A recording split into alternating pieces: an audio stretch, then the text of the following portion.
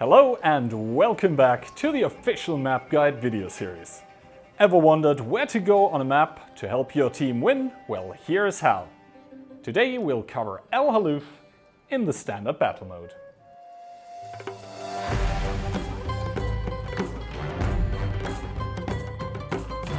Halluf features a desert map set in a very hilly area. That being said, in the middle of the map you have some valley with a lot of bushes. Here you have a small city with destructible buildings. Also, the prominent features of the map include extremely large ridgelines that run along here, and in the northwestern part of the map you have a close quarters combat area where you'll be able to duke it out, hull down, side scraping, whatever, all of that combined to your heart's content. Today we'll be switching it up a bit and starting with fast, medium and heavy tanks, as those will have the most aggressive and most interesting options available to them. You can try to rush towards the A1 corner here, where you will have excellent holddowns, and since the rework of the map, those even work for either side to control those angles here that I just marked on the map. Similarly, some positions at the red line there can be very potent to surprise unsuspecting opponents. Another option can be rushing down your slopes, right down in towards the southeastern part of the map here, as you will be able to light up all the tank destroyers that will not be moving far from their spawn. This move can be extremely effective in the end, as getting behind the enemy and above them usually leads towards them dying in a very effective crossfire. However, it will be an uphill battle, and I mean that literally. If your tank is fast, has turret armor and also a lot of gun depression available, the B2 ditch can be a very effective option as well, as from there you will have shots onto the enemy base campers should they get spotted, but you can also suppress the enemy tanks that try and come close. However, when doing this, you need to make sure that your backup is enough, so you don't immediately get overrun.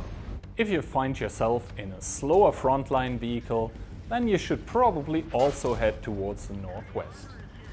The positions in A2 and C1, as well as C2 and B2, will be good options for you.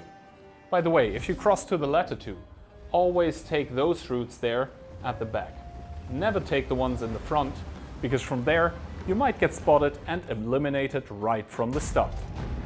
Also, if there is only one or even zero artillery present on either side, you can try to play more towards the outside positions in the northwest, because from there hold-down tanks will have very comfortable engagements. If you've spawned in a medium tank that is predestined for sniping, then you can set up anywhere along the very long ridge lines that I mentioned before. If you've spawned in a light tank, you have the choice of either driving towards this little rock here, where you will be able to spot the forward crosses by tanks driving towards the northwest, or you can also play in the little destructible village. The third option is going towards the bush line in the center of the valley. You will be able to sort of spot either side from there, but you won't be able to do it as well as if you truly committed to either of the first two options. And for the tank destroyer enjoyers out there, there also is kind of a choice. If you happen to spawn in a tank destroyer with a lot of armor, you probably want to go towards the northwestern positions to help your ally heavy tanks gain the upper hand there. If you don't have a lot of armor, I suggest not going there. However, the close quarter brawling is not made for tanks without it.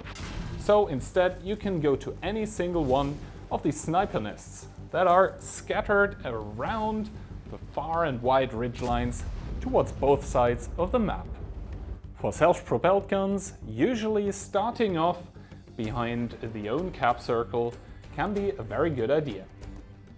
As the battle progresses, moving along the red line, along the edges of the map, can also be very useful, because the map is so large that some artilleries will reach the extent of their range. This means that essentially their shells will be dropping right on top of the turret roofs of any brawlers in the Northwest. By the way, even if your heavy tanks are losing the Northwest, this is not a reason to give up, because there is actually a lot of shots and opportunities into the brawling areas there if you have fallen back early enough. From those, you will be able to damage the heavy tanks as they try to eliminate the last remainders of your team there. And it doesn't stop there even. Behind your own cap, as I mentioned before, there are the artillery positions, but you can also take them as a hold-down tank and try to fight off the enemies from there and try to get some more damage, and possibly you'll even be able to turn the tide of battle. That is all for now on El Halluf, Commanders. Don't forget to like, subscribe and hit that bell icon for more future map guides. Roll out!